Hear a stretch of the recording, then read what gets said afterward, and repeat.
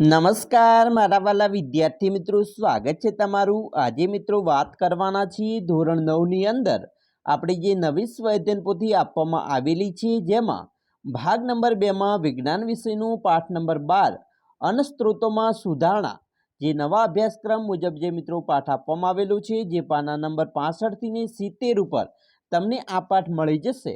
તો ચાલો વિદ્યાર્થી મિત્રો આ પાઠનું સંપૂર્ણ સોલ્યુશન કરીએ। તેના પહેલાં તમે ખાસ કરીને ચેનલમાં નવા છો તો મિત્રો ચેનલને અવશ્ય સબસ્ક્રાઇબ કરી વિડીયોને લાઇક અને શેર કરવાનું ન ભૂલતા, જેથી કરી અમે તમારા સુધી ધોરણ 9ના તમામ વિડીયો છે મોકલી શકીએ।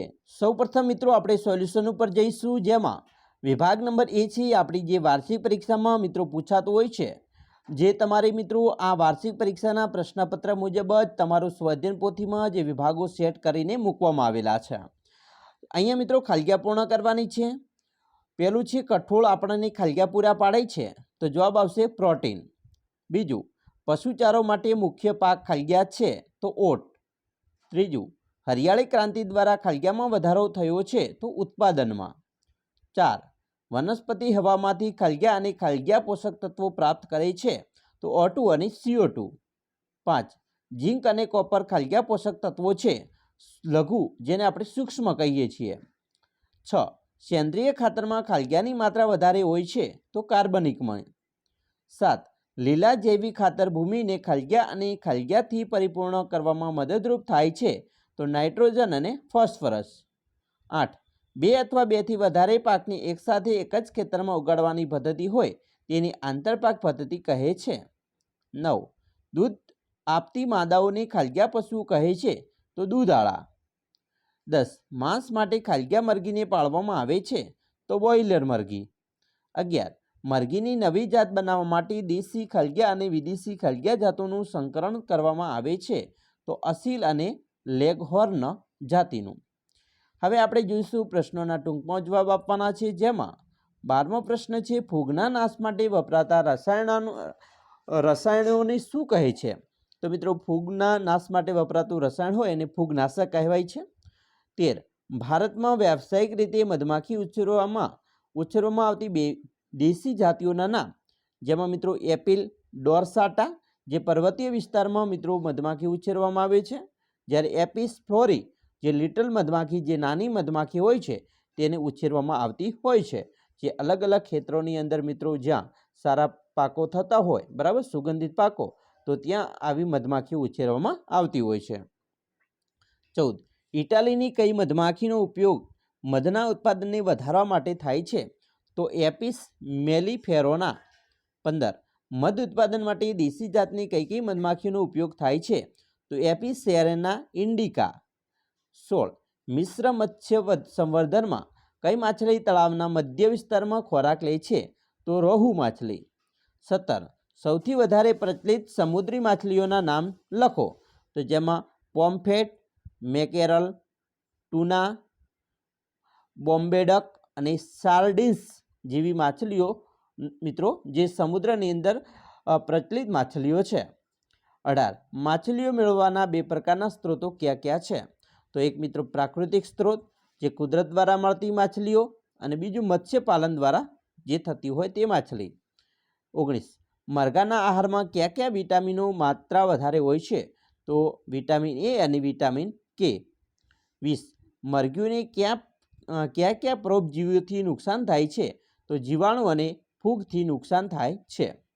21, ઢોરમાં જોવા મળતા અંતઃપરોપજીવીઓના નામ લખો, જેમાં મિત્રો કૃમિઓ, જઠર, આંતરડા અને યકૃત। 22, ભારતીય પાલતુ પશુના 2 મુખ્ય જાતિઓ, તો ગાય અને ભેંસ। 23, અનાજ સંગ્રહને નુકસાન કરતા 2 જૈવિક કારકોના નામ જણાવો, જેમાં કીટકો, ઈતરડી અને ઉંદરનો સમાવેશ થાય છે। 24, આંતરપાક ઉછેર પદ્ધતિ એટલે શું? એક જ ખેતરમાં એક કરતાં વધુ પાકોની વાવેતર કરવામાં આવે તેને આંતરપાક ઉછેર પદ્ધતિ કહેવાય। વર્મી કમ્પોસ્ટ એટલે શું? અળસિયાના જે ખાતરને મિત્રો ઉછેરવામાં આવતું હોય તેને વર્મી કમ્પોસ્ટ ખાતર કહેવામાં આવે છે। હવે ખરા ખોટા વિધાનો જણાવો। 26, રોહુ માછલી પાણીમાં તળિયેથી ખોરાક મેળવનાર માછલી છે, તો વિધાન ખોટું છે। 27, ચણા, વટાણા વગેરે કાર્બોદિત છે, તો આ વિધાન ખોટું છે, કારણ કે એ પ્રોટીન છે. 28. જવ અથવા સુદાન પશુ માટે ઘાસચારાના સ્વરૂપમાં ઉપયોગી છે, તો આ વિધાન સાચું છે. 29. નવેસરથી એપ્રિલ મહિના સુધી ઉગાડવામાં આવતા પાકની ખરીફ પાક કહે છે, તો આ વિધાન ખોટું છે. 30. ગરમી અને ઠંડી એ જૈવિક કારકો છે, તો આ વિધાન મિત્રો ખોટું છે. 31.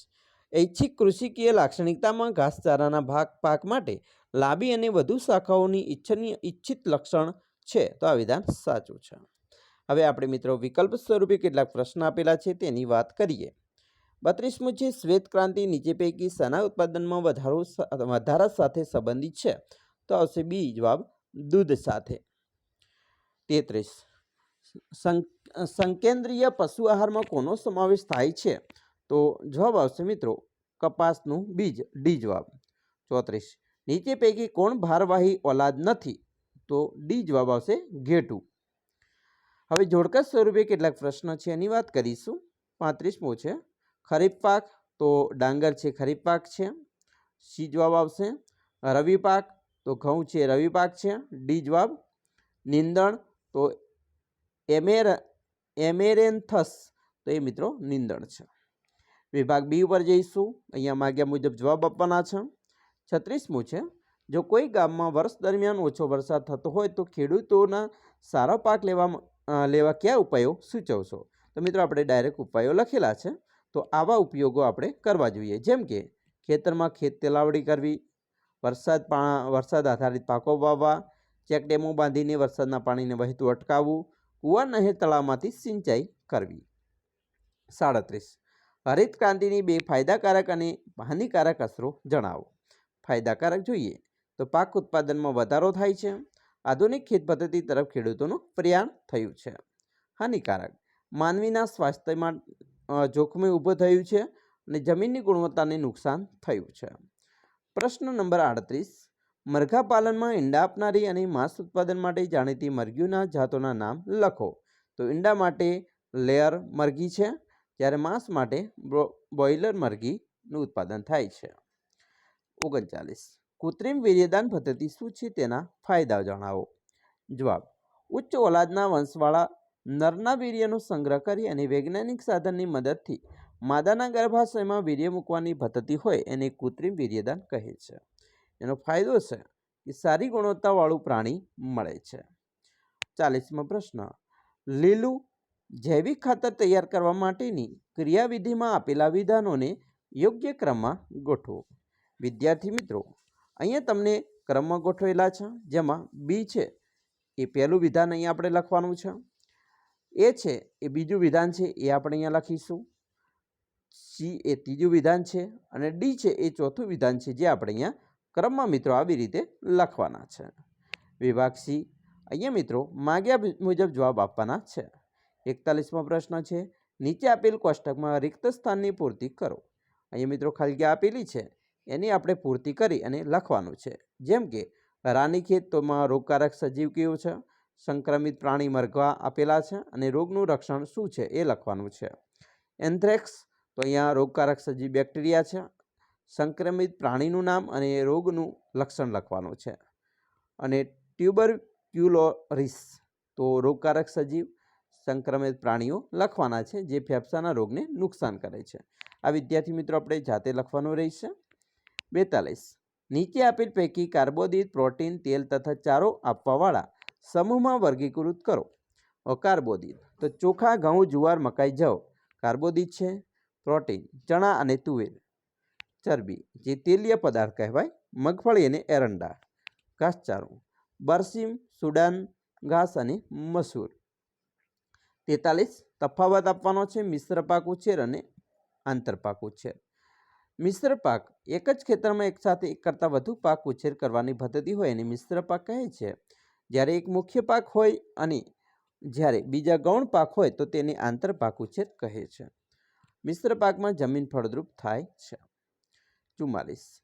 વનસ્પતિમાં પોષક તત્વોનું મહત્વ સમજાવો અને પોષક તત્વોના પ્રકાર તેના સ્ત્રોત સાથે જણાવો. વનસ્પતિ વૃદ્ધિ અને વિકાસ માટે મિત્રો પોષક તત્વો મહત્વના છે. Carbon, potash, nitrogen, magnesium, boron, phosphorus વગેરે પોષક તત્વોનો સમાવેશ થાય છે. તેના સ્ત્રોત ખાતર સેન્દ્રિય પદાર્થ વગેરે. હવે 45મો પ્રશ્ન છે, પશુ આહારના 2 પ્રકાર જણાવી તેમના મહત્વ વિશે સમજાવો. તો 2 પ્રકાર છે, સ્વાસ્થ્યને સારું જાળવે અને દૂધ ઉત્પાદન વધારે. જોઈએ મહત્વ. સ્વાસ્થ્યને સારું રાખનાર આહાર રેસામય હોય છે. દૂધ ઉત્પાદનમાં વધારો કરનાર પ્રોટીન અને પોષક તત્વો વધુ હોય છે. વિભાગ ડી ઉપર જઈશું. અહીંયા મિત્રો માગ્યા મુજબ જવાબ આપવાના છે. પશુધનની ખેતીના હેતુ આધારિત નીચે પ્રશ્નો છે, એના જવાબ જોઈએ. એ દુધાળા પશુની દેશી વિદેશી જાતોના નામ લખો. તો દુધાળા પશુની દેશી જાતોમાં રાતી સિંધી, સાહિવાલ અને વિદેશી જાતો જર્સી, બ્રાઉન અને સ્વિસ છે. બી પશુધનમાં સુધારણાની આવશ્યકતા શા માટે છે? જવાબ, પશુધનમાં દૂધ ઉત્પાદનમાં વધારો કરવા, દૂધને લાંબા સમય સુધી મળી રહે એના માટે આવશ્યકતા વધારે છે. સી પશુઓમાં નિવાસસ્થાનની માહિતી આપો. તો નિવાસસ્થાનમાં મિત્રો જોઈએ તો દબાવાળું, હવાની અસર, જબરયુક્ત વરસાદ, ઠંડી ગરમીથી બચી શકે તેવું હોવું જોઈએ. બરાબર. ડી દુધાળા પશુઓમાં જાત સુધારણા કેવી રીતે થાય છે? તો મિત્રો 2 જાતોના સંક્રમણ દ્વારા બરાબર જાત સુધારણા કરવામાં આવતી હોય છે. 47મો પ્રશ્ન છે, ભારતમાં પાણીના સ્ત્રોતની પ્રાપ્યતા આધારિત સિંચાઈની રીતો સવિસ્તર સમજાવો. મિત્રો પહેલો છે બોર. તો બોર વિશે આપણે લખી શકીએ, જેની અંદર મિત્રો ખેતરની અંદર જે બોરિંગ બનાવતી વખતે જે મિત્રો એક મોટર ઉતારવામાં આવે છે અને એની અંદર મિત્રો જે પાઇપો દ્વારા બરાબર અમુક જગ્યાએ 800થી 1000 ફૂટ જવું પડતું હોય છે, અમુક 500 ફૂટે પાણી આવતું હોય છે અને એના દ્વારા સિંચાઈ કરવામાં આવતી હોય છે. બીજું છે કૂવા.